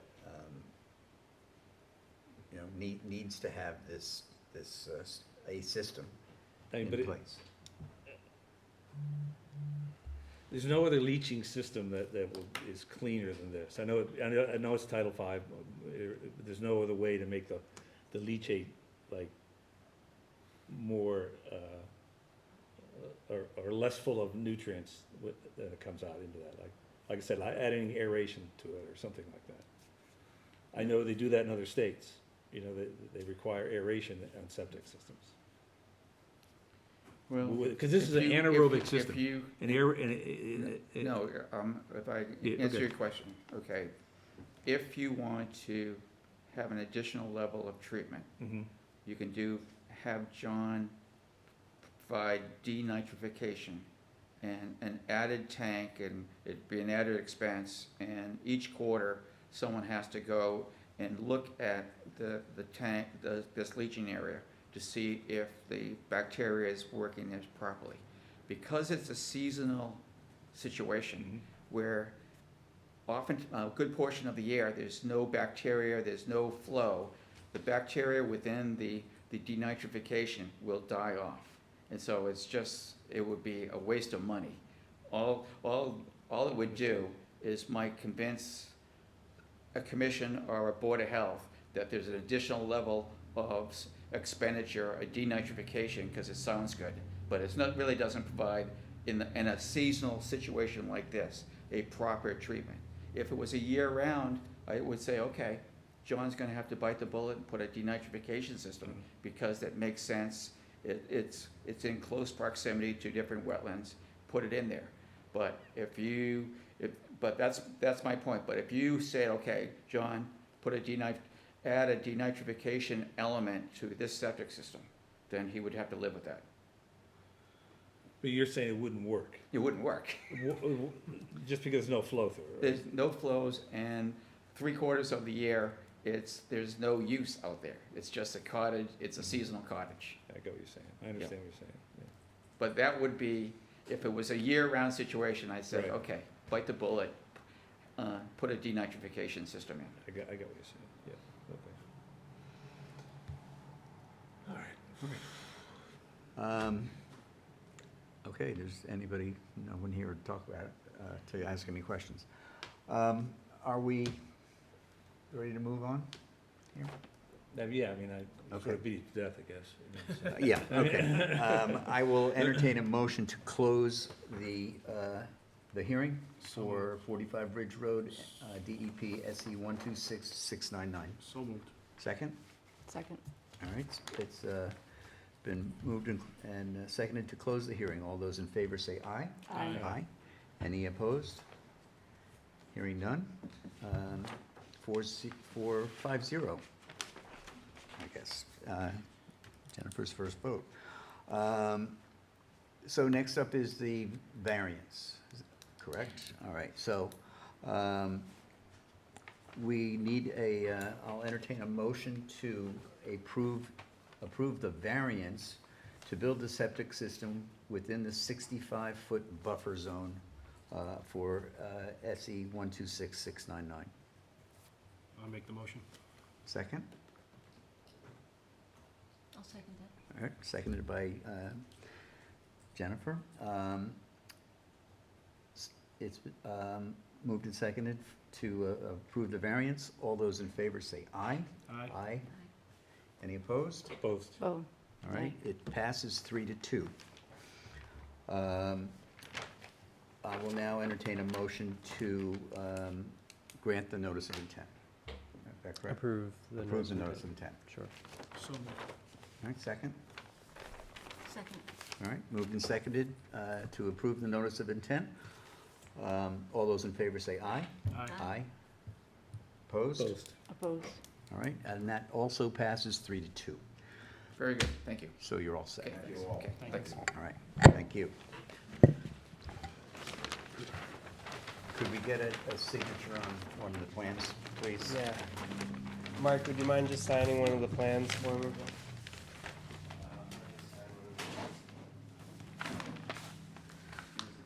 Okay.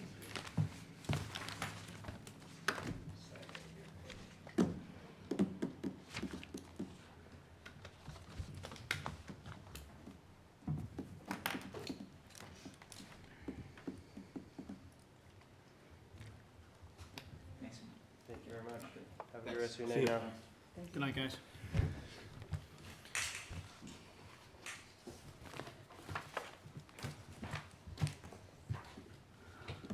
All right, at this time, we'll go back to our discussion business and we'll do a reorganization of the board. So at this time, I will turn over the chairmanship to our conservation agent to run the meeting. Okay, so I will entertain a motion to reorganize the board. So moved? Second. I'll give that to Give it to Ann. Dave. He was the Ann loudest. was first, it was good. It was good. All those in favor? Aye. Aye. That's unanimous. Okay, is there a motion to appoint someone as the chairperson for the board? I make a motion to nominate Savory Morris, Chair of the Board. Is there a second? I'll second it. All those in favor? Aye. Aye. Aye. I abstain. 4-0-1. All right. All right, is there a motion to nominate someone as a Well, vice? it comes back to me, I think, because now Yeah, I'm. Okay, so you're he's the back. chair again. Go ahead. All right, so I'll entertain nomination for the vice chair. I nominate Dave Hall to be Vice Chair. Is there a Continue. second? Second. All right, any other nominations at this time? All right, we have Dave Hall being nominated to be vice chairman of the Conservation Commission. All those in favor say aye. Aye. Aye. Any opposed? Abstain, I guess. Hearing none, it's 4-0-1. Congratulations, you're our Yeah, same. vice chair again. Okay. We do have Is to that a good do- thing or a bad thing? reappoint, if Dave is willing, are you willing to be reappointed to CPC as our rep? Oh. I Oh. thought you were. It's a It's a yearly ye- thing. Oh, yeah. Oh, sure. I mean, yeah. All right, I'll entertain a Yeah. motion to appoint Dave Unless as somebody else wants to do it. representative. I'm already on it. Oh, you're, yeah. Yeah, Yeah, all right, I'll I'll do it. entertain a Yeah, motion. yeah. Let's get this done quick while he still says yes. I make a motion to nominate Dave Hall to be the representative to the CPC committee. I'll second that. All those in favor? Aye. Aye. Any opposed? Hearing none. It's approved unanimously. Okay. All right. Congratulations. Thank you. I don't know if it's congratulations or not, but. Okay, so next up, final thing is to approve these awesome minutes. Guys, don't poke Ashley. I found them hard to read. I know, Okay. she's No, no, kind of a no, big just- deal, I understand. yeah. I was steering clear of that, so we just, you know. Okay, I needed, has everyone read the minutes? Yeah. I did. All right, I will entertain a motion to approve the minutes from the June 18th meeting. So, all right, second? Second. All right, so moved and seconded to approve the meeting, the minutes as written for June 18th. All those in favor say aye. Aye. Aye. All right, and so it's 302. I was not here, so I cannot vote, and Ms. Cullen was not on the board then, so she can't either. So 302 is the final vote. I will entertain a motion to adjourn. So moved.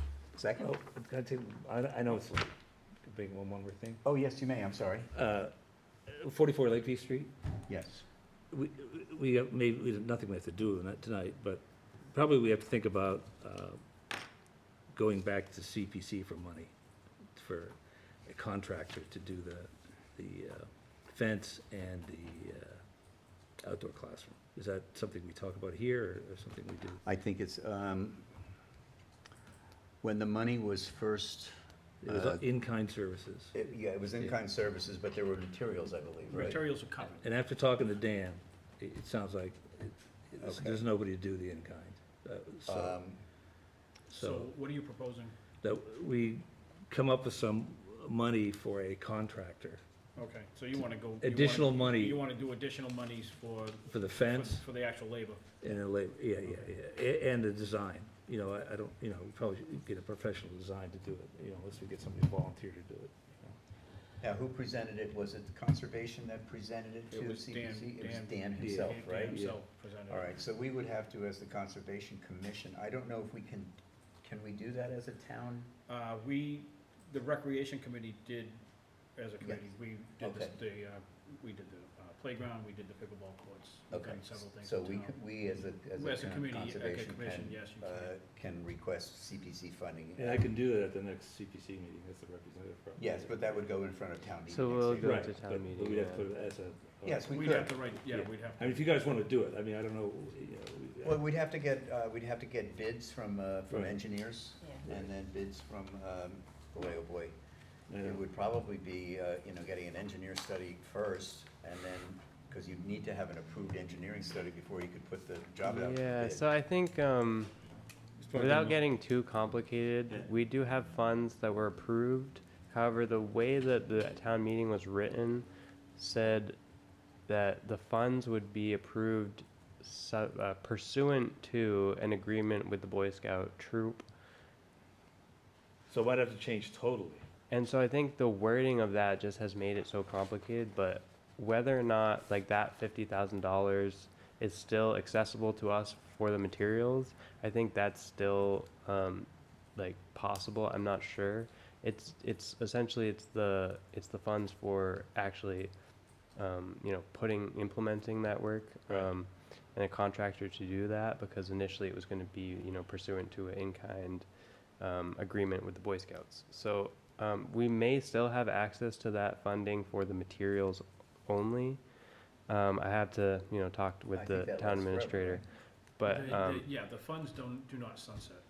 But I mean, I can Yep, talk so we to- still have access to that $50,000, and I don't really think it's a project that really requires an engineer. Like, we're talking about a split rail fence that goes down the property line. But then the building though, The pergola. Well, yeah, the pergola. pavilion, You need a set of plans for that. Right. yeah, But there are contractors out there who can do plans. Landscapers can do it, like the guys in mm-hmm, There are contractors who make their own plans. sure, yeah. So I'm not really familiar with One-stop shopping, with that, kinda. Like but, that, yeah. Well, um, so we could investigate all this, right? I mean, yeah, I mean, so, we've got till next April. I was Right. gonna say, nothing can happen before next April. so- Yeah, I Actually, will nothing- say- well, no, actually December because they as want- I mentioned at No, I mean, as our, far as our it previous voting. meeting, in order to get an an article on the April town meeting, they want to have full articles submitted by December, end of December.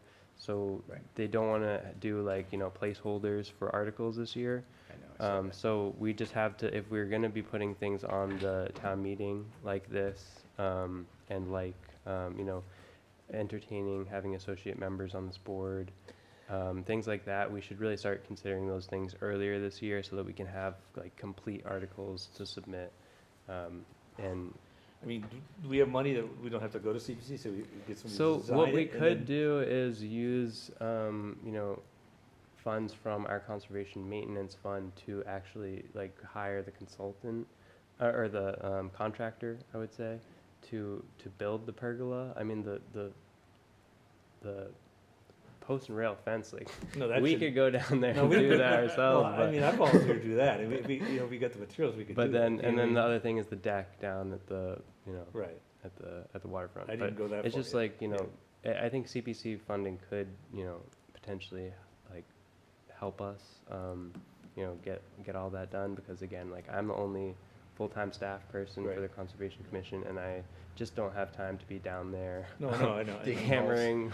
No, no, I but would I'd volunteer to I I'd volunteer to enjoy dig holes. I don't mowing care, you know, I'd the do property it. and stuff like that, but like realistically, like, my time is better spent No, I got it. on other things. So I do think like that CPC money could come in handy. But I do want to just look into like what we can do with the money that we have. Okay. And Can make we, sure. ask people in town hall, to maybe unearth plans, like the band shell across the street in the park? Mhm. That was obviously built by the town. Yeah, The gazebo, there are things like that, they're basics on how you would build a pavilion yeah. like that. So maybe there are things that are already existing that we can either utilize as is or modify slightly Sure. to bid out for a contractor. Yeah. Yeah, I'll certainly look into that. And do we have whatever Dan put in The front of crayon CPC? drawing? That's what I was just I looking at have- myself, whatever happened to all that. I don't know if that would Yeah, go. well, it's crayon You know what? drawing. But So- did Maybe he? Bob Bentley might have a copy of it. I Yeah. do have a You copy have of the crayon drawing if that Well, I we really have- want I that, think I but have the original. the crayon It's drawing framed isn't in my going to get kitchen. us anywhere No, it's with, not- with contractors, and it hasn't gotten us anywhere so far. But one thing that, Saver, you were on that commission that for the committee that was put together for like the whole campus, for the COA Yeah. and the beach property and our property. And one of the things that they did as part of that was they hired an engineer, and they actually got an engineer plan, a site plan done.